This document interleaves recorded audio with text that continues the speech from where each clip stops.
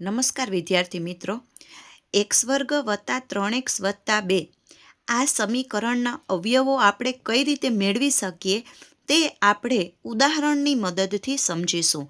અહીં એક્સ વર્ગ આ ચોરસ છે એ એક્સ વર્ગ તરીકે વર્તશે. આપણે જોઈ શકીએ કે તેની લંબાઈ પણ એક્સ અને પહોળાઈ પણ એક્સ, એટલે કે એનો વર્ગ જે છે, ક્ષેત્રફળ જે એક્સ વર્ગ થાય.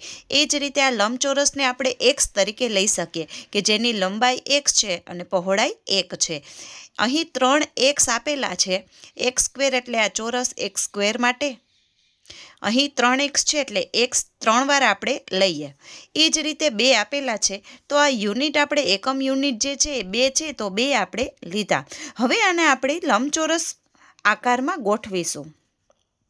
અહીં આપણે જોઈ શકીએ છીએ કે જ્યારે આ ટાઇલ્સને આપણે લંબચોરસ આકારમાં ગોઠવીએ તો આપણને કંઈક આ રીતની આકૃતિ મળશે.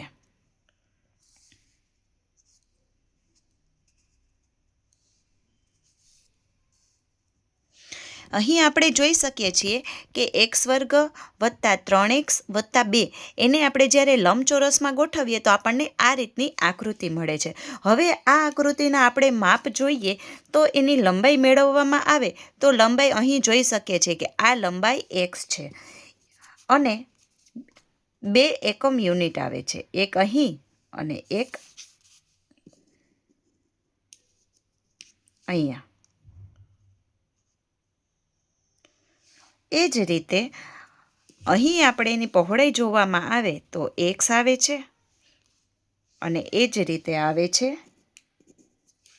1. તો આ સમીકરણ એક્સ વર્ગ વત્તા 3x વત્તા 2નું અવયવીકરણ કરવામાં આવે તો આપણને એક અવયવ મળશે એક્સ વત્તા 2 અને બીજો અવયવ મળશે એક્સ વત્તા 1.